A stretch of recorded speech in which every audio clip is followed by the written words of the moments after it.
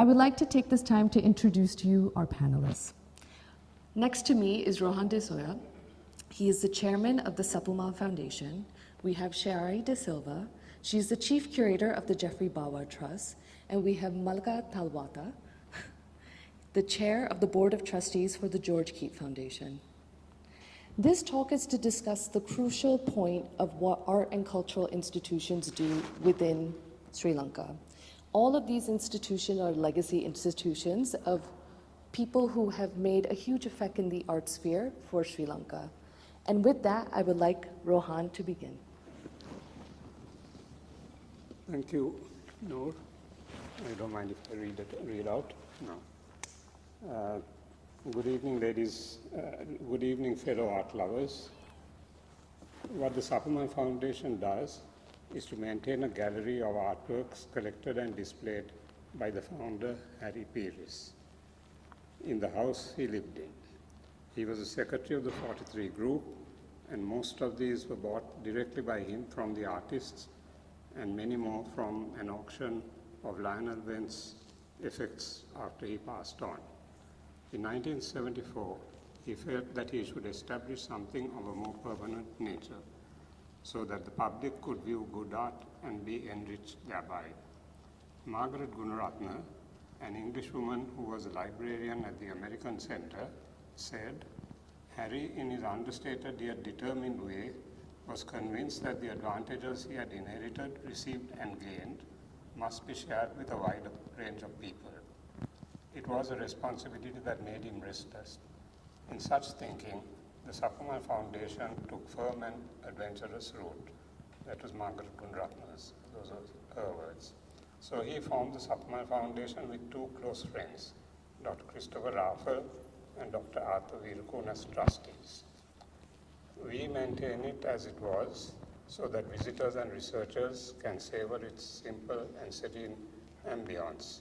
The good art of the 43 group, the first modern art movement in Sri Lanka, use our reference library if they wish, and leave refreshed and enriched by the experience. As all meetings of the 43 group took place here after 1945, it has a historical connection with the group and could be called a heritage building. We now give space to teachers of arts and crafts to hold classes and impart their skills to young and old. We also hold exhibitions for artists who approach us to do so. At inception, few of these activities took place. As time went on, a lady art teacher began holding art classes for children, and a sculptor commenced classes for adults after our founder passed on in 1988, and the premises occupied by the driver and the garage became vacant. They continued their much appreciated activities for over 20 years. With time, our lady art teacher passed on and our sculptor retired. We were then fortunate to find a lady craft teacher and a young sculpture teacher who we trust will be with us for some time. Meanwhile, the executor of a Sri Lankan lady artist who wished to have some of her artworks displayed approached the board.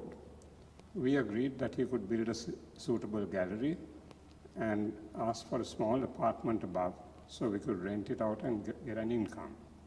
He agreed with some conditions.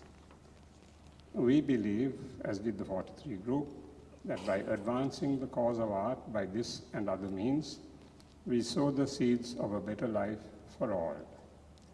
We follow the vision of our foremost philosopher of the 20th century, Ananda Kumarasamy, that nations are made by artists and poets, not by traders and politicians.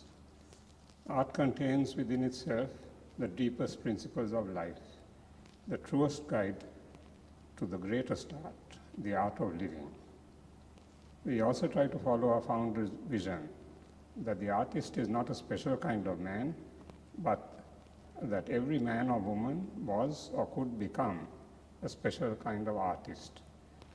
Good work with the painting, making pottery, food, gardening, or anything else was a love affair between the work, the artist and his production, done with feeling. He felt that the work of the 43 group reflected this concept. Our mission is to try and impart these principles to those who visit us. We give space for art and literature-connected meetings, talks, and exhibitions. Exhibitions are now confined to the rear portion of the house on what we call false walls that we devise to avoid removing the paintings. In 2014, our 40th anniversary, a quartet led by Lakshman Joseph Deseram gave a recital in our main hall. His mother Sita had done a bust of Harry Pearis, and he used to accompany her when she was making it, so had much affection for the place. About 5 years ago, we found that the building was deteriorating because it's actually 3 workers' cottages made into one house. Thus had to extensively renovate the roof and walls, keeping the ambience unchanged. And so we carry on with our small team to keep intact and perpetuate what Ellen Dissanayake described as a place where timeless gentility still clings. She said it's very rare in the West, and it's evanescent even here. So she was quite thrilled with the place. Thank you. Thank you so much, Rohan. I just want to say that today I took the time to view everything with Rohan at the Sapumal Foundation, and it is one of the most exquisite places where it shows the 43 groups' works. And I'm sure all of you have either been there, but if you haven't, please go take a look. And just, yeah, I was floored and continue to be floored by what it is. So thank you so much for everything that you do for the Sapumal Foundation. Thank you, Nour. You're welcome. Thank And- you. Sorry. Malaka. Apologies. Now Shayari will speak about the Geoffrey Bawa Trust. Thank you so much, Shayari. And also, Shayari and the Geoffrey Bawa Trust happen to be grant partners of Art South Asia Project too, and we're very happy to be partnering with them. Over to you. Thank you, Nour, and thank you to you and all the collaborators, Saskia, KALΑ. I'm so glad to see these events happening. They're so necessary. I think we have maybe, as institutions, wanted to have a conversation like this for some time. So it's great that we get to do it. So the Geoffrey Bawa Trust is a non-profit public trust that was established in 1982 by the late architect. And our mission is to further the fields of art, architecture, and ecological and environmental sciences. And I think it's quite striking that even though it bears the name of Geoffrey Bawa, there's actually nothing in our mandate that outlines preserving his legacy. And also, as early as 1982, that he included the ecological and environmental sciences and really understood how inseparable all these disciplines were, is really quite amazing. And here you see the architect. So when he passed in 2003, the trust inherited 4 properties and his estate. And quite interestingly, the 20 years preceding his death, the trust has, I think, in its bones this legacy of care. It was also a way for him to enable legally for his closest friends, including Christopher Ruffle, and actually Christopher Ruffle was not one of the original trustees, but was an advisor, to be able to take care of him, to be able to take care of the garden. And following his death, the trust looks after these 4 properties, which include number 11, also 4 workers' cottages that were owned by Harry Pearis and bought by Geoffrey in 1960, Lunuganga, his garden, the Gallery Cafe, which was his office up until the mid-1980s, and then lastly, the Ina de Silva house, which I will return to. And as you can see, even in these images, the buildings are densely populated with his collection. We also hold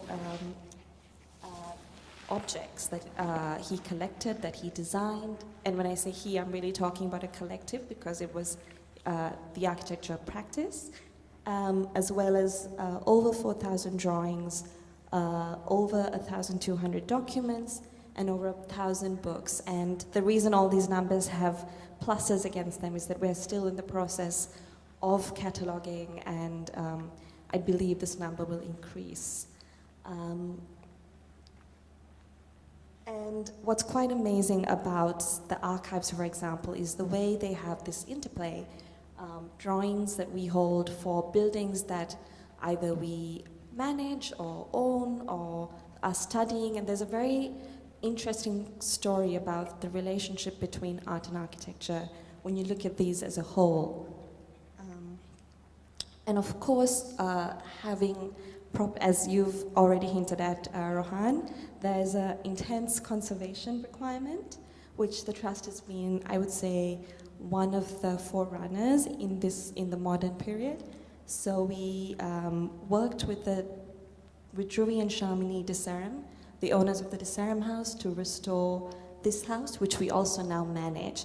And the way the Trust funds itself primarily in this economy that has no state funding and very little support for the arts is by the visits and stays at these 4 properties, then come back into our maintenance, our programming, and we also really believe that these buildings need to be lived in to survive.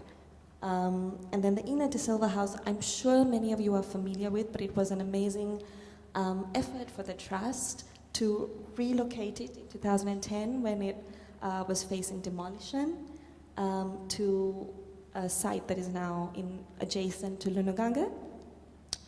And I think it was one of the boldest efforts that we've taken, and definitely influences our sort of belief in the importance of finding creative ways to preserve art and architecture.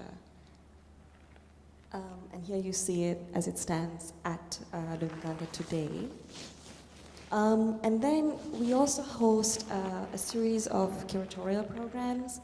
This was really kick-started in 2018 when I was hired. Very shortly afterwards, my colleagues, we formed this very small curatorial team of 4 and used Bawa's birth centenary as an occasion to take these holdings and really look at our mandate, which is about sharing it for the public, about scholarship, about access, conservation.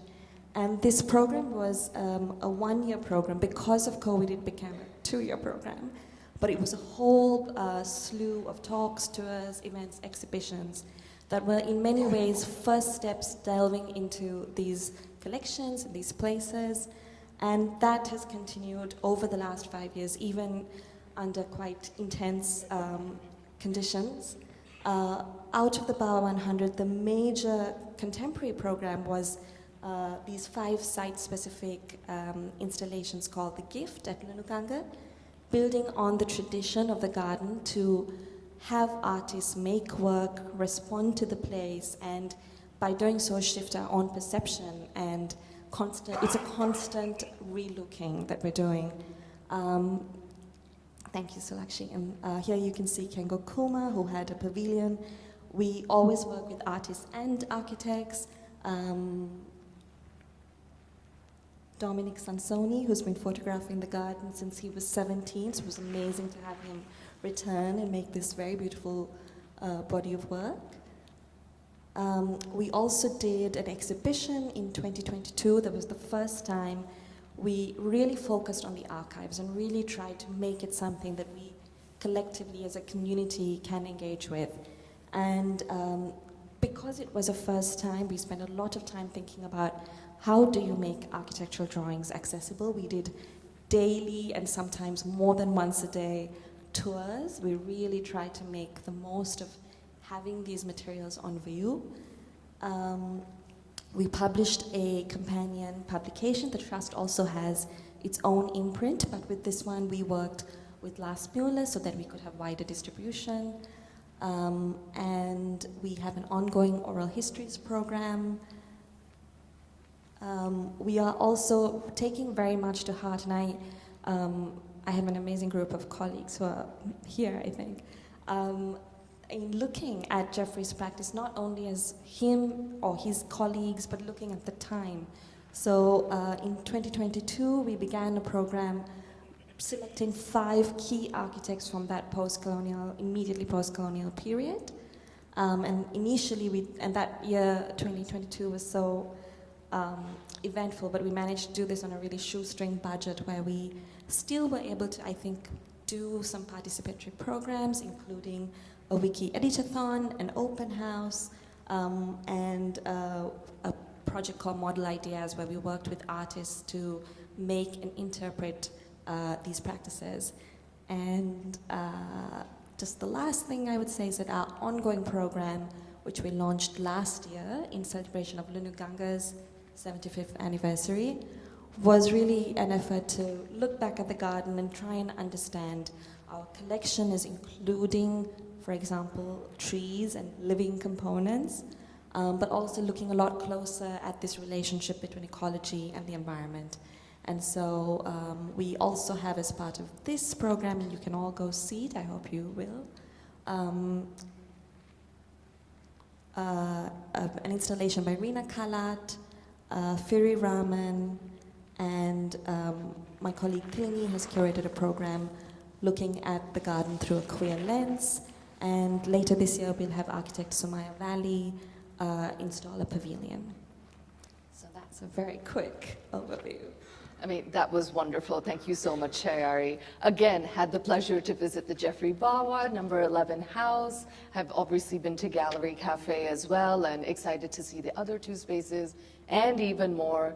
And again, this is actually just for the audience that's going to watch this later online, but must visit venues, all of them. So thank you so much for sharing all of that.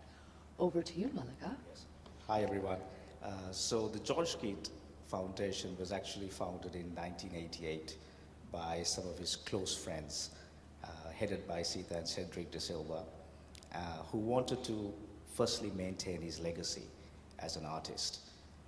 In 1990, it became an approved charity, and some of the first things they did was actually to have exhibitions of George Keyt, because George Keyt was alive when they started. The other thing that they really were keen on was to ensure that we would have artists like George Keyt coming over Sri Lanka in the future. So the foundation started first with a program called Malaka Thalwatte, which was targeting the younger artists, and then we had something called Sri Lankan artists, which we are having again in March of this year, which focused on the older artists. So basically, the foundation started having platforms that would create artists in the hope that Sri Lankan art would be seen by a wider audience and appreciated by a wider audience. Then in 1993, something significant happened. That is that the trustees started something called KALΑ ASAP, which is an open air market art fair. So when we started it in 1993, there were 30 artists who participated. He was really sick, but they drove him through KALAA, and he was very impressed with what he saw. And he said, he was happy that the foundation was doing something like this.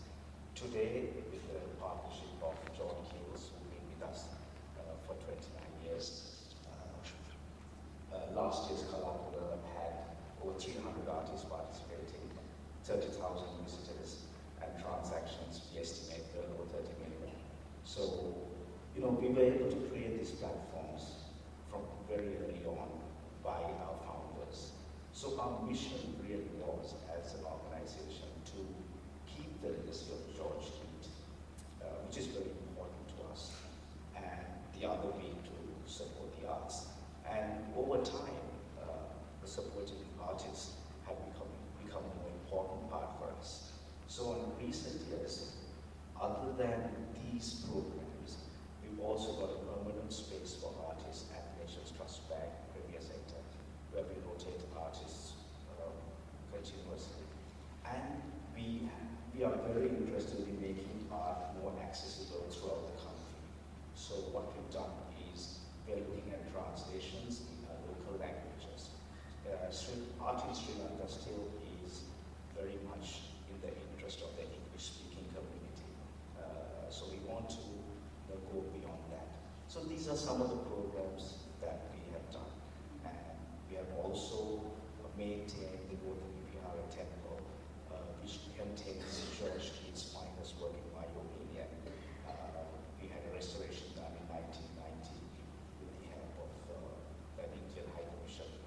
And right now, even in recent times, we've been able to help them support the conflict. So these are some of the programs that we have done in the past and are ongoing. Thank you so much, Malaka. That was great. Again, another place I have had the pleasure of visiting on this trip, and it was just wonderful to see how everything is preserved of George Keats, and just thank you to all three of you for all the work that you do for the foundations and institutions that you work for, because truly it is very important for the ecosystem and how it grows. So with that said, and now that I have physically seen all of the spaces as well, you all clearly function on very different levels in regards to how you maintain and work within your institutions. And would you be able to further explain that so that the audience can know a little bit more about the functionality? Yes, I think we are relatively low-key compared to both the Geoffrey Bawa Trust and the John Keyt Foundation. We kind of exist and keep the place going, and we do hold exhibitions. We've had a number of exhibitions over the years for artists who come and want to have exhibitions. We don't actively pursue these things, but if we try and help wherever we can. So our main collection is permanently on display, and that is our main focus. So a lot of students, especially from the Visual Arts University, but also from all over the place, Jaffna, Batticalow, Martha, and so on, they visit the foundation. And they see that kind of art. We are not so proactive, of course we have art and craft classes, so that way, that helps. But we are certainly not as active as the other two organizations. We are a much smaller team. I think. Not yet. That's what does it, not yet. Well, I don't know whether we want to. Because we are also projecting a certain type of approach. Yes. Or sort of a simple kind of approach. We don't necessarily want to do big things in that sense.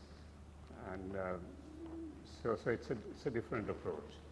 And as I said, we want to keep this type of atmosphere where people can come and be refreshed. So it's a little bit different. Thank you, Rohan. I guess possibly one of the things that makes me different to Malaka and Rohan is that I'm an employee. Our trustees are voluntary, and overall, in between these four projects, the garden is 25 acres. There's a payroll of over 50 people, which is huge, and we're very, very proud also that in these last 4 years we've found anyone go. But yes, that's a significant commitment, and that is also, I think, the reason the trust took all that time between Geoffrey's passing and the launching the curatorial program. And it really is an ecosystem that you couldn't do any one part. I mean, just one part, we build that our system, amazing trustees, amazing team, and then we're very lucky that we have known Geoffrey, the new marketplaces were after that was enormous privilege to have all different experiences and skills. I would say we have, so we mentioned Christopher Alpha, who's daughter Sohania, who is the director of the executive director of Plus, and we do benefit from her museum experience immensely. And I speak, there's of course a lot of architectural expertise in the trust as well, but in the perspective of visual arts and conservation perhaps. So I think the drive to get professionals and to train museum professionals in the country was part of that decision in 2018 to launch the centenary program. And I had worked previously, I lived for 10 years in the States and worked in museums and archives, and that has been enormously beneficial. But we also have a senior team that's been with us for 5 years now, and I think have been able to benefit from training in various aspects. And that's something we're very, very committed to continuing as well. We have annual internships all year round, because that we do need to have a consider. I think taking the decision to preserve things and make sure that we can understand this past vis-a-vis our present and our future is sort of key to what us focusing on. You have quite a lot of jobs open right now, correct? That you're taking. We do. Yes. Everyone who wants to be an assistant curator or production manager, we really do try and have that. It's a small team of 10 in the curatorial team, but I absolutely believe in that kind of expertise. So, yeah, do check out the website if anyone's looking for a career change. I'll send my application. So I think that's an important point she touched on. So there is a difference between the three. And to be totally honest, I think the Bawa Trust should be a benchmark for the other foundations in Sri Lanka of how well they've done, how well they've managed the trust. And importantly, it helps the whole ecosystem.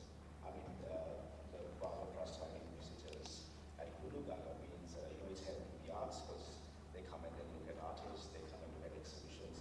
So I think it's something that we should be proud of. Whereas, small institutions like us, we don't have the money to do that. So, when we have events, the trustees are having the paintings, the trustees are pouring the wine, and I mean, it's not complaining about it, but I think with time, hopefully, we will also be able to evolve. Another notable difference, just answering your question, is that the George Keyt Foundation doesn't have its own place, whereas the Sapumal and Geoffrey Bawa Trust do. So that means for us, ticketing and making an income is difficult. Yeah. Then again, Shayari and Rohan will say we don't have to worry about maintaining. But it is an issue for us because we have some great works that have been given by George Keyt to the trust, and you saw them. Of course. We would like a wide audience to see. So these are some of the differences between the trusts. But I think at the end, our goals collectively as trustees are the same. To showcase Sri Lanka and to help artists and architects. So I think we all try to keep that in mind, though our circumstances are different. Thank you so much to everyone for answering that question. The next question I have is about public engagement and what type of people you're looking to.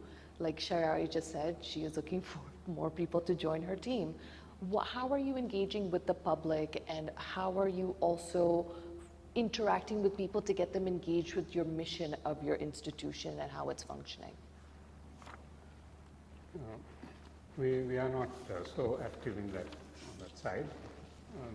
We think of ourselves more like a forest where people come and they feel quite peaceful or happy, and they get something out of that kind of experience. So that is, of course, at the moment, the way I'm running it, but of course maybe future trustees may take a different point of view. But I am also interested in ecology, but I tend to let things be as they are rather than trying to evolve and so on, because that has its own pitfalls also. But we have no objection. I mean, not only the other day, somebody approached us and said, "Can we have a butterfly garden here?" So I said, "That's fine." they will do the work, and we'll have a butterfly garden. They know what to plant. So we are open to suggestions, and we are open to collaborations where there's a sort of a synergy between the different missions. And as well as the public is concerned, will they come and, as I say, it's like a forest, you you'll wander around. It's a serene kind, it's a nice kind of ambience. And we give to the public in that way.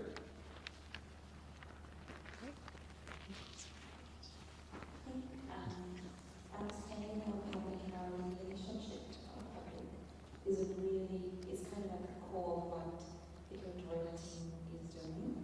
When we launched our 100, we identified three kind of broad categories: the general public, the architects and artists and design community, and then the scholarly community. And we wanted to be able to interest and engage all three. When we, 5 years later, with the two Malaka program, we are able to, I think, have a little bit more nuance. There has been an amazing appetite on these three broad levels to engage with this material. So with that, we've been really thinking about access. As Malaka said, I think that institutions in Sri Lanka are really at the forefront of saying things have to be trilingual. Legally, they have to be trilingual, but also in terms of making them approachable. So, we do work across all three languages, but also we've been thinking a lot about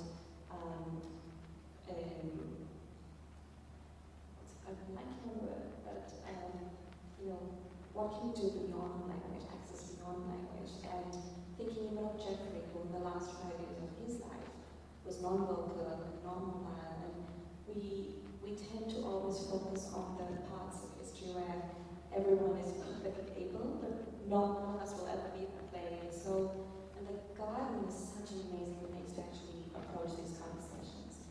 So, in our upcoming 2 years, access is going to be really at the core of what we're trying to uncover, but across language, across mobility, across transport in Sri Lanka right now. Asking a student to come to Malaka is a big commitment, it's a financial commitment.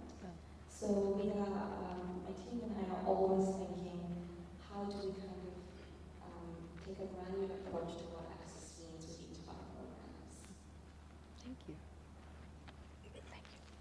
So I think in our case is we're kind of in between Rohan and Shayari to say. So we had some great founders who really controlled the foundation from the start until they passed away, and they did a great job. But there are certain areas that they have not looked at, and I think engagement is so important in our being in the KALÀ Trustees. And we didn't have a website, so we really had to change the way people perceive of the trust. Because to be honest, the trust was forgotten. We had KALÀ, but the brand George Keyt Foundation had been forgotten. So we first started setting up digital platforms. We had a website. We had our own email address. I know it sounds so basic, but It's not. I can tell you it's not. and it's changed the course because internationally people have wanted to contact us, collectors, museums, galleries, and they didn't know how.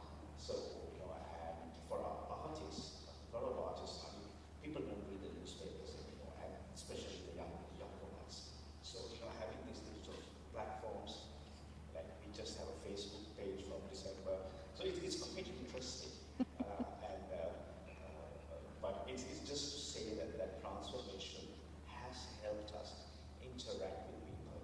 And for us, our main target is the artists. So now the artists have an easier way of contacting us, communicating with us. The events we have are more visible to them. Applications for events are more visible to them. And it also makes it a more level playing field. For instance, I mentioned about an art fair, which is like the most democratic art fair you could ever think of. We have anyone who's an artist can register, for KALÀ. But you have to be among the first 300, because beyond that you can't. So for us, getting into that digital platform, make sure that it's fair by all our stakeholders, and our events are now more visible. So I think that's one of the changes. And in terms of the people, what you said, other than the artists, we never realized that there were young people who would like to volunteer or help the foundation. And right now, there are people who are contacting us.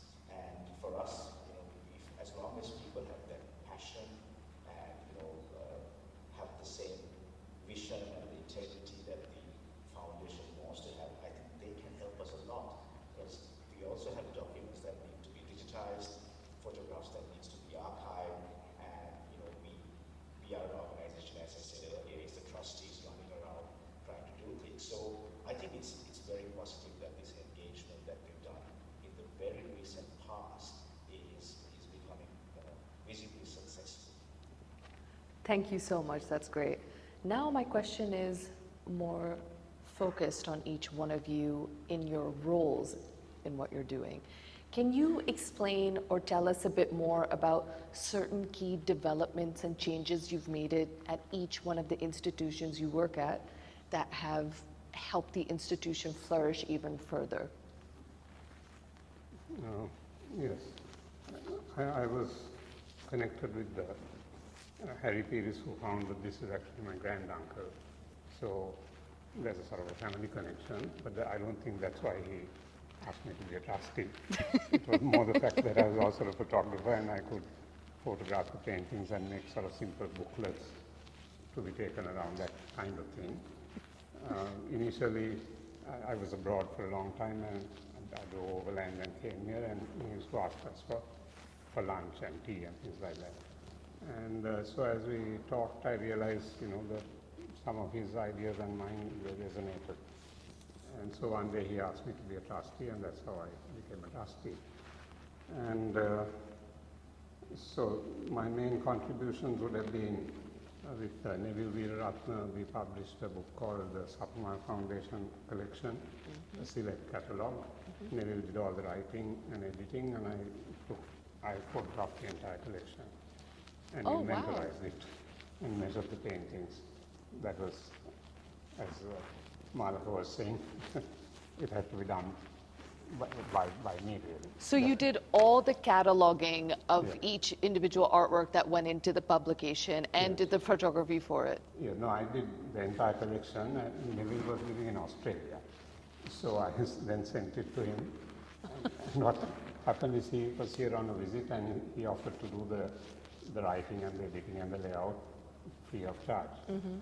He said, if you give me 7 books, that's enough. So, but only we had to find a photographer. So I was a photographer and a trustee. So I said, okay, I'll take you up on that. I'll do all the photographs in return for 7 books. So that's how that was done. Amazing. And it was published in 2010. So 2008 and 9, I photographed. I did it in my sort of time off from other things. So that was one contribution. Then, in the meantime, when we were doing that, we were gifted a whole lot of paintings by last will, by 2 close friends of Harry's. So then I thought, well, no, these have not come into our original book. So I did a second book called the Supplement to the Sapumal Collection, which I think you've seen or you have. Yes. I have both books. You have Don't, both yeah, books. I have both. Right. And whoever doesn't, go get them. Yeah. So then I've also given PowerPoints presentations to the National Trust on the 43 group, to the Institute of Art, Architecture and Design in Jaffna on the Sapumal Foundation, and another one to the Lionel Wendt Memorial Trust here at the Lionel Wendt, which was titled Lionel Wendt, Nucleus of the 43 Group. And also I've given 4 talks to Colombo Scope over the years. Then in 2018 and 19, I supervised the extensive renovation of the roofs and walls, because the building is really workmen's cottages and they were not very well built. And we discovered that the rafters were rotting and the sheets were breaking and so on. So we took it all apart and restored, we had to replace half the rafters. The old rafters were actually in better condition than the newer ones. And so anyway, that was done. And we devised what we think or hope is a good way of controlling termites. Only time will tell whether we were right or not. But so far, it has been reasonably successful. What else have we done? Yeah, then I also introduced a simple way of keeping updated accounts.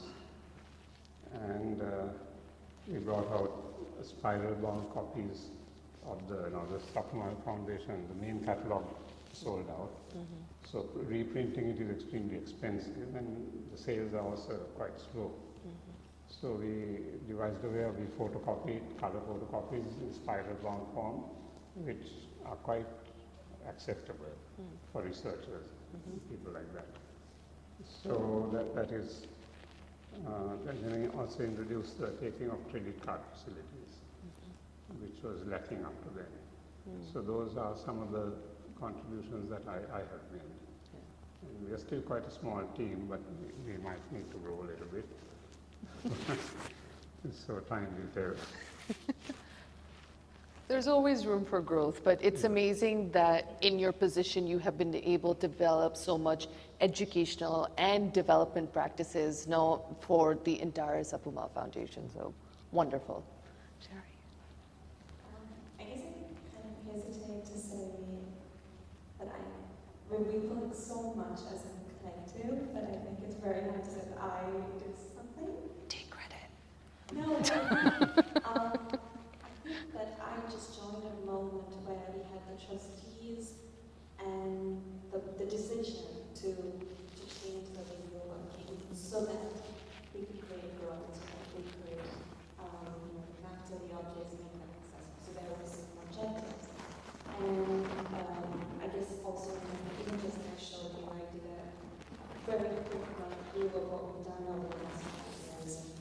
You could say that it did certainly start with a lot of publications, exhibitions, events, but there is also so much behind the scenes, and I'm really glad for having you spoken about it because all of those things need to happen.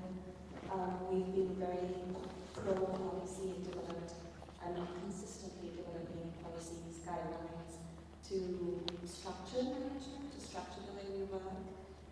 I started as a one-person team, and then we were 4 until last year, and then 10. And that means necessarily, you're also doing things like quality guidelines and just protocols for collaborating. And so there is a lot of that. And I think possibly because I'm trained as an architect, I'm a real also stickler for procedures and documents and forms and things that also create a record of what we're doing, because that often is a problem too if you can't trace back even recent events. And I guess I think in this group, what I want to do specifically is no mystery, but it really has been for us a collective sort of process of growth. Thank you. I think I would say something similar because when I also joined the trust, I found like-minded trustees who really wanted to transform things. So, I won't take credit for anything. It's just that Take some credit. It's easy for everyone to have plans or ideas, but executing is impossible without the right team, and especially in a foundation like ours where it's all trustee managed. So, it's just that I've been very lucky. We all have ideas. I make a lot of ideas at meetings, but it's a collective decision whether we want to go through with it, and then everybody does their part, and it's actually quite remarkable to take that, and especially in our foundation, most of us are professionals. Some of them very busy individuals, but when it comes to getting things done, everybody gives a hand. So it's so unfair for me to say that. But if you look at what collectively we have done, is to really, break up the giant. Yeah. If I may say, I spoke about the digital, how our digital strategy. We've never done PR before. We've had to get back into PR, and it's amazing how little things like that, with a few individuals working together, can bring the brand awareness to people. And we have support us, and not just individuals, even corporates. So this journey has been quite exciting, but it's definitely a collective one. I don't take any personal gratitude for that. You're all too nice. Anyway, but no, thank you so much for sharing all of that. And of course, everyone should work collectively. I'm just being silly. My last question for you, and then we're going to open it up to the audience, is that have you worked collaboratively together in your institutions, and would you work collaboratively together, and how would you collaborate? Just brainstorming, that's all. No, I don't think we have worked collaboratively up to now, but there's nothing to prevent it. Quite how we are going to collaborate is a different matter because all are slightly different aims. So, but there may be ways. I'm sure I could learn a lot, or our trustees also could learn a lot from the way that Shayari and Malaka, particularly Shayari, has grown the Bawa Trust, Shayari and the trustees. So we also have trustees, but all of us are doing other things. So we are not, we are all, nobody's paid. So for that reason, it's difficult, I tend to have done most of the work myself because either I had to do it or just let it slide. But we could collaborate on those lines. We could learn a lot from you and from Malaka also. So that's basically, something for the future. There you go. Perfect, yeah. I would only add that I think when we were chatting about this talk, I've wanted to do this talk for so long, so I think it's maybe the start. But our doors are open, and I think that there's momentum. You have to remember that the last 4 years have just been really tough, and I think every local institution has really taken a hit. But I am so optimistic and hopeful that the next years will be, better conditions also. Actually, that's a question I was wanting to ask myself. As I said, I've been a trustee for 2 years and a chair for 1 year. And I strongly feel that the art ecosystem here, if it's to succeed, we must cooperate, not just institutions, everybody else, from artists to writers to teachers.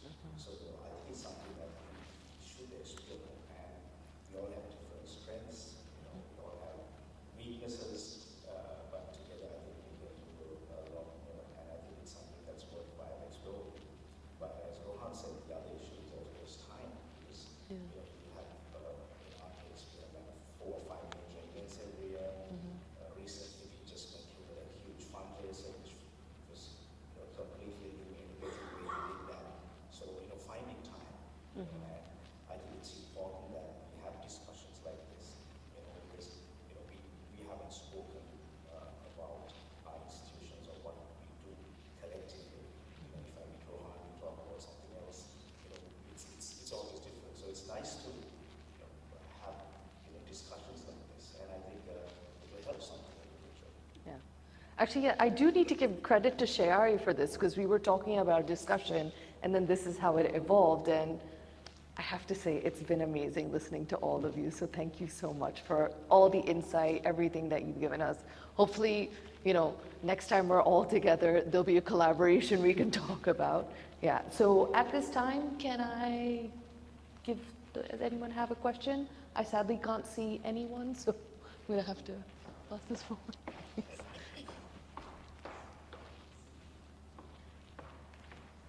Thank you very much for a very comprehensive explanation. I was thinking of taking your question about collaboration. The Sri Lanka I grew in the 60s, 70s. The only place my father took me was the National Art Gallery. So I've grown up going there, and that was the only art I ever saw till I started traveling. So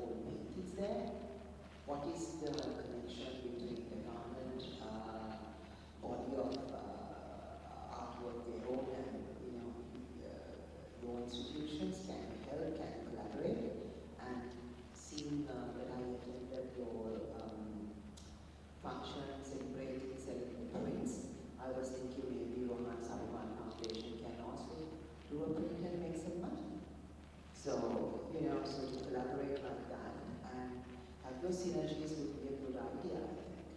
But I'm very, very keen to see how you work with the treasures that are sort of not stolen, still remaining in government places. I just say very briefly that I think it's a very good question, and one that we need to all discuss this, because we all pay taxes, and these are our collective histories.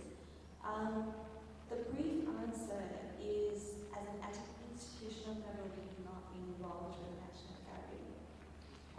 We are in conversation, and so early I can't speak much more about some architecture, significant public work, and I think one of the things when we were thinking through the Bawa 100 project was to demonstrate the expertise rather than plead for it, to show it, and it has been successful in that we do have individuals coming and saying, do you have the documents? So I'm hopeful that we might arrive maybe not even in the next 5 years, but let's say the next 10 years, the way we're seeing these programs coming together, that maybe I will improve, but the answer at the moment is no. So because I was just thinking, even the Malaka or George Keyt institution, now that you've got the Facebook or website or whatever set up, you will then know the body of work outside of Sri Lanka, and then have you got a list of all the works by him? And the same way, gallery or wherever, could you help? Because obviously the government sort of keeps on changing and nobody's continuing anything. So that we have a list of stuff. Shayari, I'll answer some of your questions, sorry if I don't. So on the National Gallery, from what I know, the works are being restored.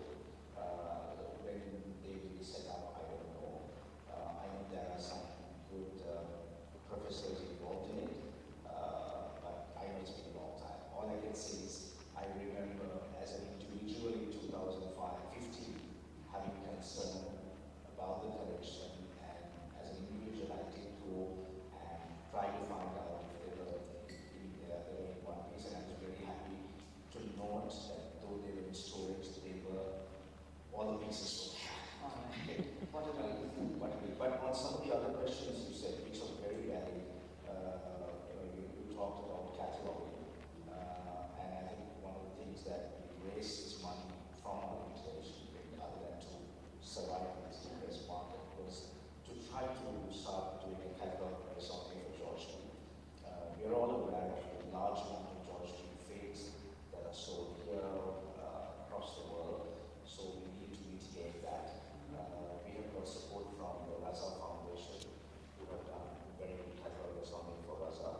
It's going to be a long journey, but we've started that, so hopefully we'll be able to get the keys that our experts are from Keyt, and then put on a catalog, which will help keep the legacy of George Keyt.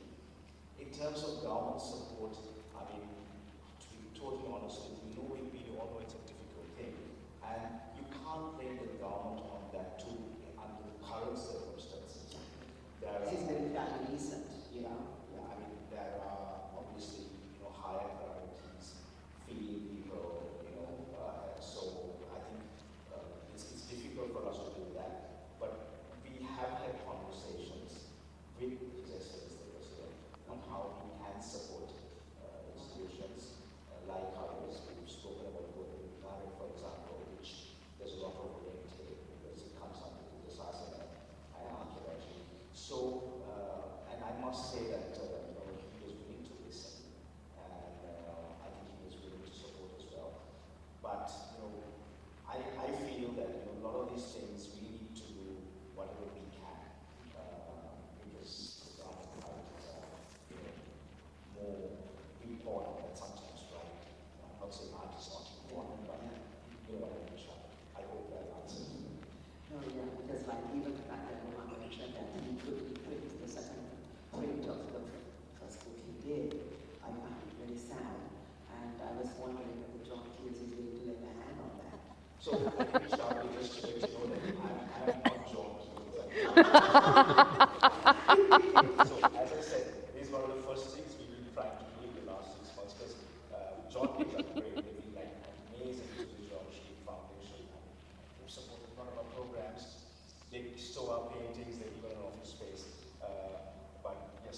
George Keyt. So, I think prints were one of the innovative ways in which we realized we had to raise money.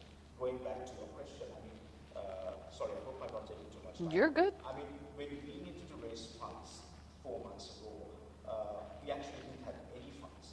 And then I went and spoke to two CEOs and said, is there any possibility you can support the foundation?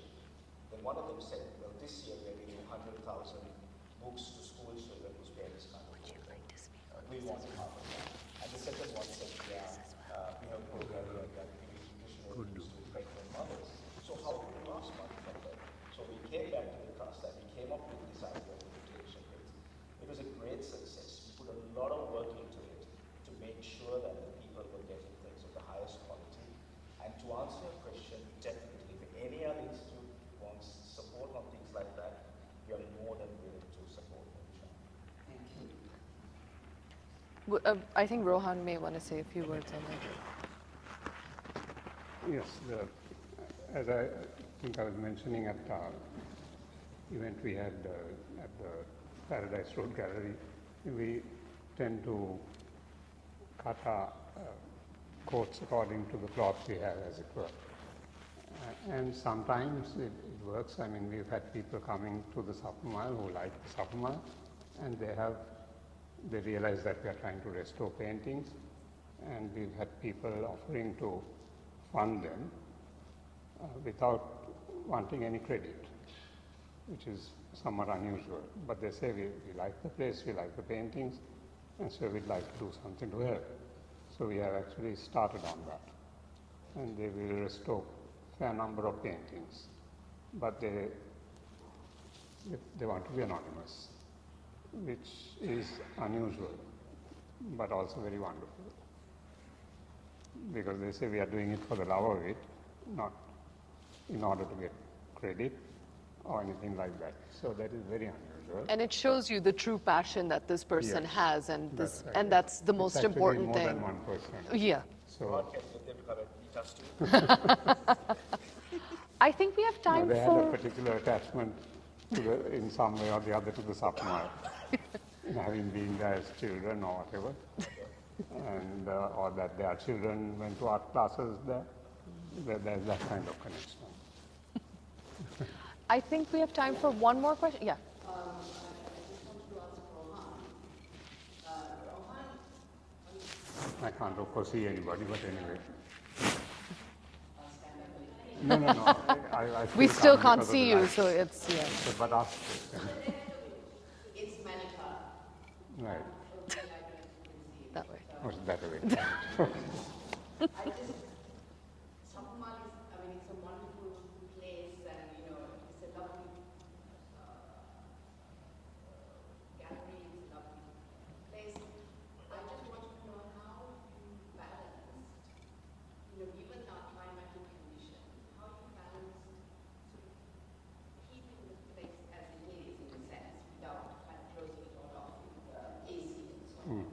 With conserving or preserving functions. I mean, how difficult is it? I imagine it's very difficult. Yeah, that's in a way a tricky question, because the Sapumal Foundation has a lot of art. We have about 300 on display, 300 to 400, and plus another many drawings in storage. So it's quite a place which is quite airy. So the paintings are generally somewhere around 80 years, 90 years old. And this attitude of conservation in the old days was a little different to what it is today. And so I think Harry Pires used to ask his driver, he said, some paint is coming off there, can you restore that? So and he restored it in some way or the other. But we know now that that is not the right way. So there is that problem, but also it's the setting is as important. It's a heritage house.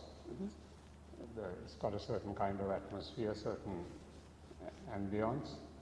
So if we air condition it, that we'd have to put in ceilings, and we'll have to close up the whole place. It'll lose its character. So for us at the moment, that is as important as the artworks. It's not a monetary thing. The artworks might be more valuable than a house, but it's the combination of the two. And we want to keep it that way. As I say, it's like a forest.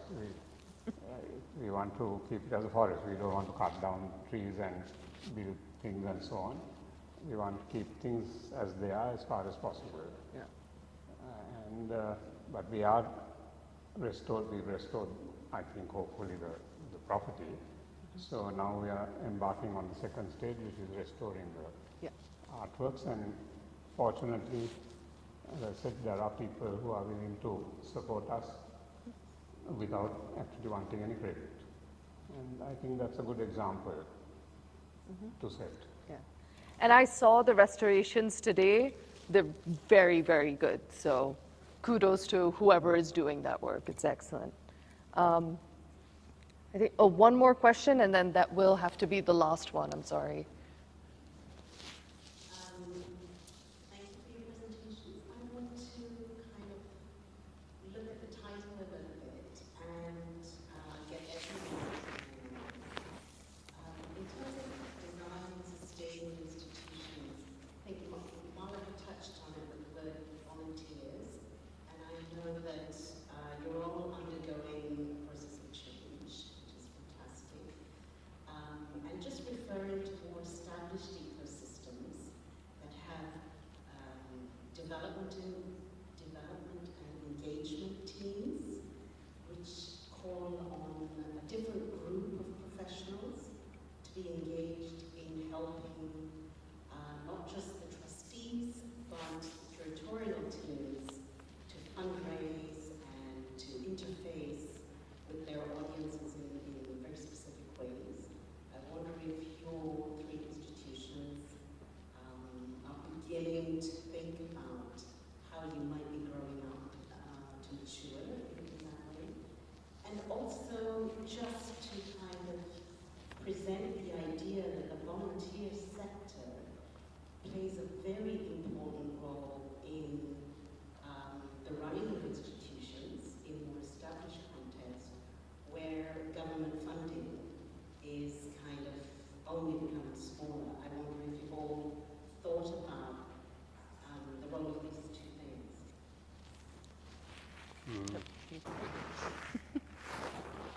Absolutely.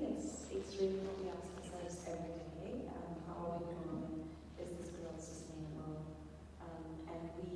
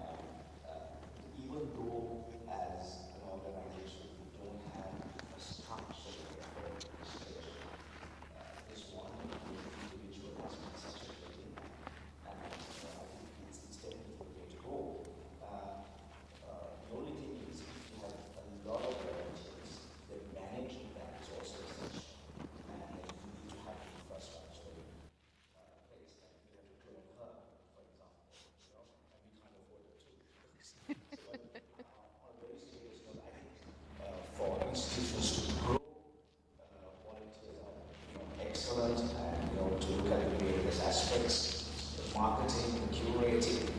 So it's something I think all of our institutions must look at, but the scalability becomes an issue for small institutions, mainly because of funds, to be honest with you. Sure. Just kind of one more maybe slightly contentious thing is that we actually work with a very small volunteer base and are very keen that all positions, including internships, are paid. And this is part of being accessible so that the role, if it's open, should be, anyone should be able to do it. And balancing that also, I mean, it's not that I don't have trustees as a volunteer,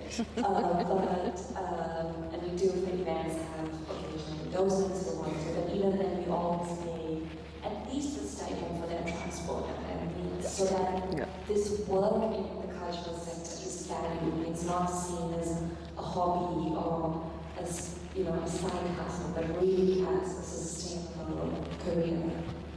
So that does also definitely what you do, but I think it's important.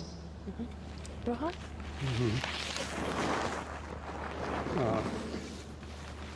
I'm in sort of two minds about this, but in the sense that one of my other projects was a forest bought 40 years ago, nearly 40 years ago, and for 10 years I had a struggle because people were illegally cutting trees and things like that. And then after 10 years, some villagers came to my house and said, we'd like to help you to protect this. So I said, what made you think of that? And he said, well, your part, the wells under your part have water. The wells under the other side, which have been quarried and deforested, those wells have dried up. So we think there's some connection. So it is now a community. It's still owned by actually my daughter's name, because of land reform regulations at the time, but the villagers look after it. And we did it without funds. And if they want to do a project, I said, look at the forest trees. They don't ask for loans, they don't ask for fertilizer, and yet they become quite mighty in due course. So I said, you've got to establish your roots and try and do it that way. So now, I mean, I do tend to give them a little money, but not that much, because to empower them, it wouldn't have done if I kept telling them what to do. So I gave them a free hand, and there wasn't that much money in the villages, so they were able to. Now it's the society is now 30 years old. It has its own committees. There's an under 12 society, an under 18 society, and so they run it on very little funds. And that, I think, is part of our tradition. Our traditional ways were like that. We didn't go around asking for loans and all that kind of thing. And we know that if we do too much and get too many loans, we can fall into trouble, as has happened to our country. So we have to take some of that old wisdom back as well and try and do what we can do without necessarily depending on too much in the way, not do too many fancy projects, which is why the country has fallen into trouble, because they're doing very expensive projects which they cannot afford to pay back. So we have to balance the two. I'm not saying the old way is right necessarily in today's context, but we have to balance the two. And on that note, I'm going to say thank you to all of our panelists. Thank you to everyone who's asked a question.